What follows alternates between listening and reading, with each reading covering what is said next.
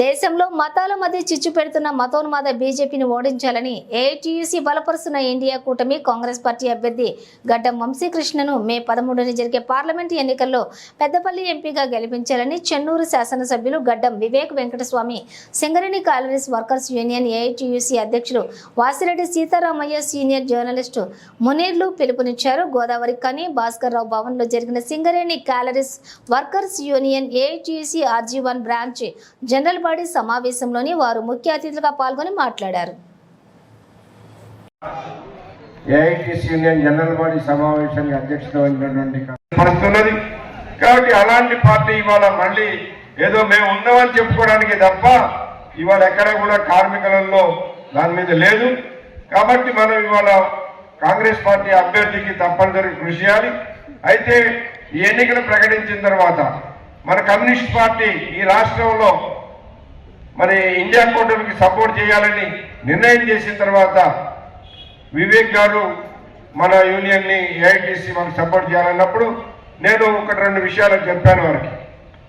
Support చేస్తాం, కార్మిక వర్గంగా మేము చేస్తాం. కానీ ఇవాళ సింగరేణి కార్మికులకి ముఖ్యంగా ప్రధానమైన ఒక 2-3 సమస్యలు ఉన్నాయి. వాటిని మీరు పరిశీలన కార్మికులకి ఇవాళ 12 నెలలు జీతం చేస్తే మనకి తీసుకున్న జీతం మన డబ్బులు 9 నెలలు 10 నెలల జీతమే తీసుకుంటున్నాం. 2 నెలలు 3 నెలల జీతం ఇన్కమ్ ట్యాక్స్ కిందనే పోతుంది.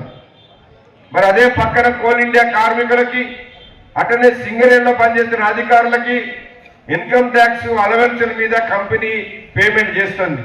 సింగరేణి కార్మికులకు కూడా చేయించాలని గత ప్రభుత్వాన్ని అడిగినాం. ఇవాళ ఎవరైతే నేను కార్మికుడిగా పనిచేశాను నాకు ఓటు వేయండి అని టీఆర్ఎస్ పార్టీ తరఫున అడుగుతున్నటువంటి ఈశ్వర్ గారు ఉన్నారు. వారిని స్వయంగా మేము కలిసి అడిగాం. సార్ మీరు సింగరేణిలో పనిచేశారు, ఇవాళ సింగరేణి కార్మికులు ఇంత కష్టపడి డబ్బుల్ని ఇన్కమ్ ట్యాక్స్ రూపంలో తీసుకుంటున్నారు, ఆఫీసర్లకేమో కడుతున్నారు, మాకు కడతలేరు, మీరు మాట్లాడాలి అని అంటే మంచిది మాట్లాడుతా అన్నారు. మరి ఆయన మాట్లాడాడు, మళ్ళీ అసలు ఆ ముఖ్యమంత్రి గారు వినలేదు. కానీ మొత్తం మీద ఆ సమస్య పరిష్కారం కాలేదు. పగ్స్ పైన కోల్ ఇండియా మాఫీ చేసిందో అబ్జర్వ్ చేస్తుందో సింగరేణి సంస్థ కూడా ఇన్ని వేలాది కోట్ల రూపాయలు ప్రాఫిట్ చేసినప్పుడు ఇది ఎందుకు అబ్జర్వ్ చేయొద్దని చెప్పి నేను బట్టి విక్రమార్క గారికి ఇంకా సీఎం గారికి కూడా చెప్పడం జరిగింది. నేను 2009-14లో మీరందరూ నన్ను పార్లమెంట్ సభ్యునిగా గెలిపించినప్పుడు అప్పుడు కూడా నేను చెప్పినాను ఈ ట్యాక్స్ ఎగ్జంప్షన్ కావాలని చెప్పి అప్పుడు కార్మికులందరూ కూడా నాకు కోరడం జరిగింది.